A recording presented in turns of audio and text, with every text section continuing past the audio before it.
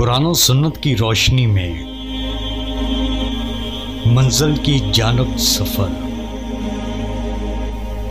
قاری محمد حنیف ڈار کے ساتھ۔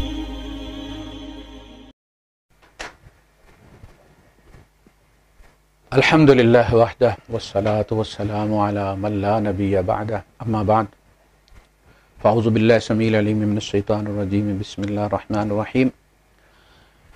سورہ البقرہ پارہ 2 اور آیت نمبر 173۔ الحمدللہ کیپسول لے رہا ہوں تو ذرا نظر تیز ہو گئی ہے، ورنہ میں یہ جو میرا پارہ ہے جس میں نے حفظ کیا ہے، تراویح میں یاد کرتا ہوں میں اسی پہ، اس میں آیت نمبر اتنا چھوٹا لکھا ہوا ہے کہ اب مجھ سے پڑھا نہیں جاتا تھا، لیکن جب سے وہ بلڈ پریشر والا وہ لینا شروع کیا نارمل ہوا ہے کام، تو اب آج نظر آ رہا ہے۔ آیت نمبر ہے 173۔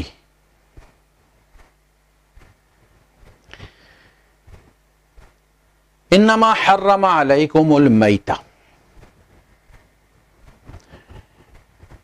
در حقیقت تم پر حرام کیا گیا ہے، یعنی اصلاً میتہ۔ اب دیکھیں جو ہم ذبح کرتے ہیں، مر تو وہ بھی جاتا ہے نا، مرا ہوا ہے، تو وہ میتہ نہیں ہے، وہ مردار نہیں ہے مرا ہوا۔ فارسی میں مردار مرے ہوئے کو کہتے ہیں۔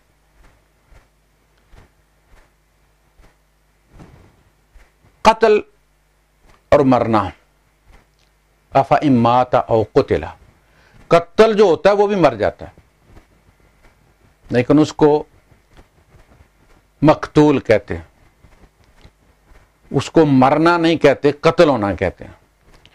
مرنے میں یہ ہوتا ہے کہ روح پہلے نکلتی ہے اور بدن بعد میں ڈیکمپوز ہوتا ہے، بعد میں ہدم ہوتا ہے۔ قتل میں پہلے بدن ہدم ہوتا ہے اور روح پھر نکلتی ہے۔ اس میں جس میں پہلے بدن ہدم ہو، ڈیمیج ہو اور جان نکلے، وہ مرا نہیں، مارا گیا ہے، وہ قتل ہے۔ اسی طرح جو آپ نے ذبح کیا وہ میتہ نہیں ہے، اگرچہ مر گیا وہ بھی، لیکن وہ مذبوحہ ہیں۔ حرم علیکم المیتہ، تم پر حرام کیا گیا ہے۔ میتہ مردار کا گوشت کھانا ہے۔ مردار کھانے کے لیے یہاں جو فہرست ہے نا، یہ کھانے کی ہے، لیدر کی نہیں ہے۔ وہ میتہ کا لیدر، اللہ کے رسول صلی اللہ علیہ وسلم نے کسی کی بکری دیکھی چمڑے سمیت پڑی ہوئی تھی، تو آپ نے فرمایا کہ یہ کس نے پھینکی ہے؟ فلان۔ آپ نے فرمایا اس کا تم چمڑی اتار کے استعمال کر لیتے، چمڑی کیوں تم نے؟ یعنی وہ کھانا اس کو حرام ہے، چمڑی تو اس کی حلال ہے، اس کو اتارو، جانماز بناؤ، اس کے جوتے بناؤ، اس کی پانی والی چھاگل بناؤ، جو تمہاری ضرورت ہے اسے پورا کرو۔ تو والدم، اور خون، دوسری جگہ فرمایا دم مسفوحا، بہتا ہوا خون۔ بہتا ہوا خون پینا حرام ہے۔ بہتا ہوا خون کپڑوں پہ لگ جائے تو وہ کپڑے پلید نہیں ہوتے، یہ ہمارے فقہا نے ایکسٹرا استنباط کیا ہے اس سے۔ یہ کھانے کی بات ہو رہی ہے یار، کپڑوں کی بات نہیں ہو رہی۔ بہتا ہوا خون کپڑوں پہ لگ گیا، وہ خون ہے، کھانا حرام اس لیے کہ کھانا کھائے گا، معدے میں جائے گا، کنزیوم کریں گے، اس کے اندر کچھ بیماریاں ہوں گی، کچھ ہوگا، اس لیے اس کا کھانا منع ہے۔ کپڑے پہ لگنے سے کپڑا نجس نہیں ہوتا، یہ بھی ایک خامخواہ بات ہے۔ اسی طرح یہ بات کہ جی خون نکلنے سے، یعنی خون اگر آپ کا نکلا ہے قطرہ اور وہ قطرہ کھڑا ہے اور 1 کلو ہو گیا، ایک مطلب ہے اس کا 1 لیٹر ہو گیا، مثال میں آپ کو دے رہا ہوں، اس جگہ سے ہلا نہیں, اپنی جگہ پہ 1 لیٹر بھی کھڑا ہو گیا تو فقہا کے نزدیک آپ کا وضو نہیں ٹوٹا, جب تک کہ وہ دمن مسفوحا نہ ہو, وہاں سے چل نہ پڑے اپنی جگہ سے. حالانکہ وہ خون جہاں زیر بحث ہے, جہاں بھی زیر بحث ہے قرآن میں, وہ پینا حرام کیا گیا ہے, اس کا بہنا حرام نہیں کیا گیا. خون اگر نکلا ہے آپ کا تو اس سے وضو نہیں ٹوٹتا. وہ خون آپ کے کپڑے کو لگ جائے تو کپڑا پلید نہیں ہوتا.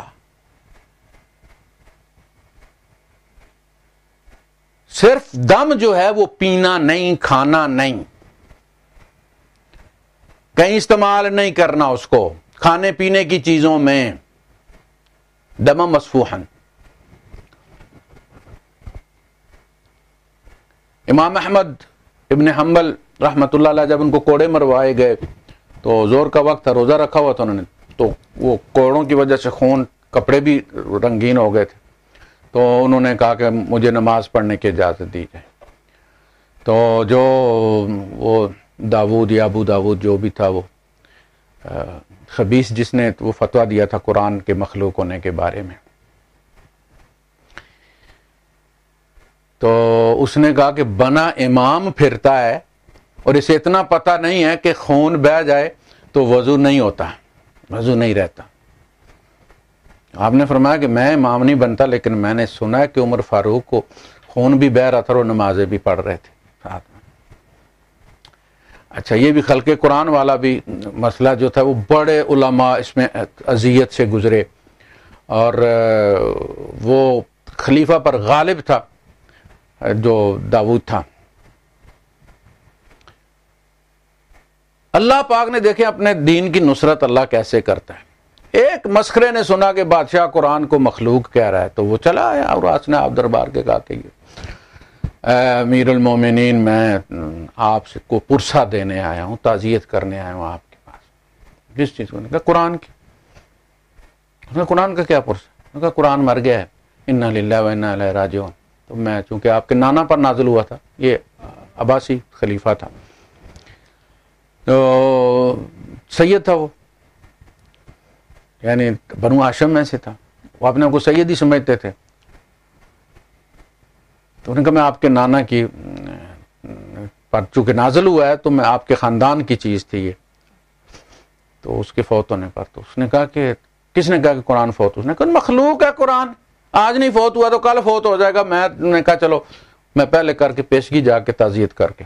یہ چیز اس کو کلک کر گئی خلیفہ کو, اور اس نے توبہ کی اپنے عقیدے سے, اس لیے کہ مخلوق کو تو موت ہے, جو بھی مخلوق ہے اس نے تو موت چکھنی ہے, قرآن کی موت کا پھر کیا مسئلہ ہوگا.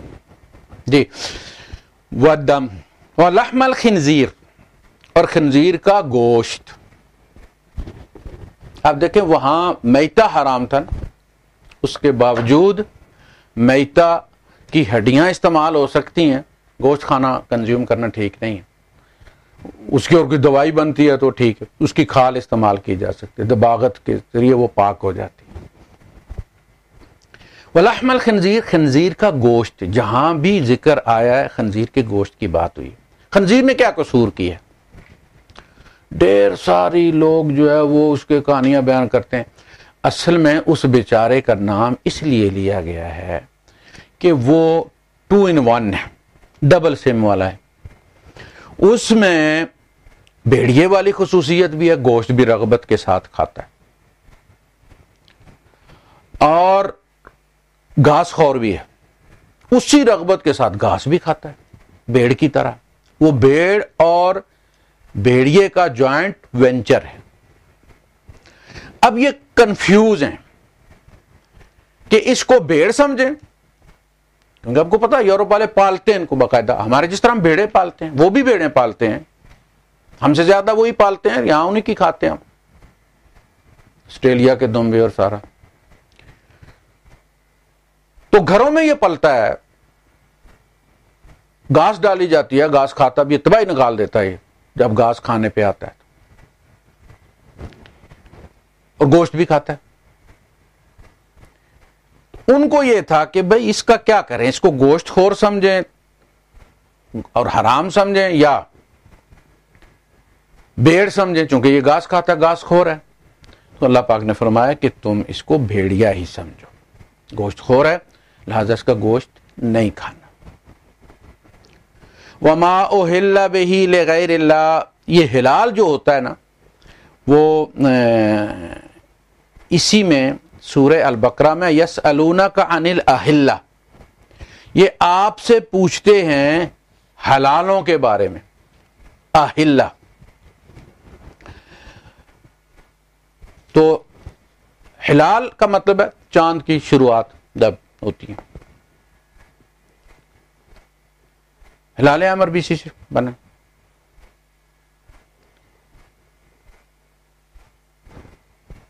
تو وما اہل کا مطلب یہ ہے کہ چاند کی تاریخوں میں وہ یہ کہتے تھے کہ فلاں چیز کھانی ہے، فلاں چیز نہیں کھانی۔ ہمارے یہاں 11ویں شریف اس کی بہترین مثال ہے، بدترین مثال کہہ لیں اسے آپ، بدترین مثال کہ 11ویں کو جی کرنا ہے، چاند کی تاریخ بھی مقرر کر دی، یا فلاں تاریخ کو یا ہر جمعے کو یا ہر اتوار کو ایک دن مقرر ہوتا ہے فلاں کے مزار پر چل کے ذبح کرنا، اس کا ذکر آگے آ رہا ہے، یہ آیت بڑی اہم ہے۔ یہ خنزیر کے حرمت اور یہ جو چیزیں باقی تو یہ سب ایک جیسی ہیں۔ میتہ بھی خنزیر کی طرح حرام ہے، خون پینا بھی خنزیر کی طرح حرام ہے، کوئی تاریخ خاص مقرر کر کے کسی جانور کو اس تاریخ پہ ذبح کرنا یعنی 11ویں شریف بھی خنزیر کی طرح حرام ہے۔ فَمَنِ اضْطُرَّ غَيْرَ بَاغٍ وَلَا عَادٍ، اگر کوئی مجبور ہو جائے، حالت اضطرار میں ہو، نہ تو بغاوت کی نیت سے اس کو کھائے کہ کوئی حلال حرام نہیں ہے جی، بھوک لگی ہوئی ہے کھانا ہے ہم، یہ بغاوت کی نیت، ولا عادن، اور نہ پلٹ کر اس کو دوبارہ کرے بلا ضرورت، یعنی آئندہ پھر ایک دفعہ کھایا اس نے، کھایا حالت اضطرار میں، جیسے شیر جب کوئی اتفاقاً ایک بندہ کھا لے تو اس کے بعد پھر باقی شکار اسے اچھے نہیں لگتے، چونکہ انسان کا جو ہے نمک وہ نمکین ہوتا ہے، گوشت نمکین ہوتا ہے، لہٰذا اسے ایسا چسکا پڑتا ہے کہ وہ آدم خور بن جاتا ہے۔ تو یہ بندہ جو ہے اس نے کوئی چیز کھائی حالت اضطرار میں اور پھر اسے وہ بڑے مزے کی لگی تو اس کو پھر عادت پڑ گئی کہ نہیں جی ہم پلٹ کر کھائے، نہیں، ولا عادن، پلٹ کر پھر وہ نہ کھائے، فلا اسم علیہ، تو اس پر گناہ نہیں ہے۔ ان اللہ غفور رحیم، بے شک اللہ بخشنے والا رحم کرنے والا ہے۔ وآخر دعوانا الحمدللہ رب العالمین۔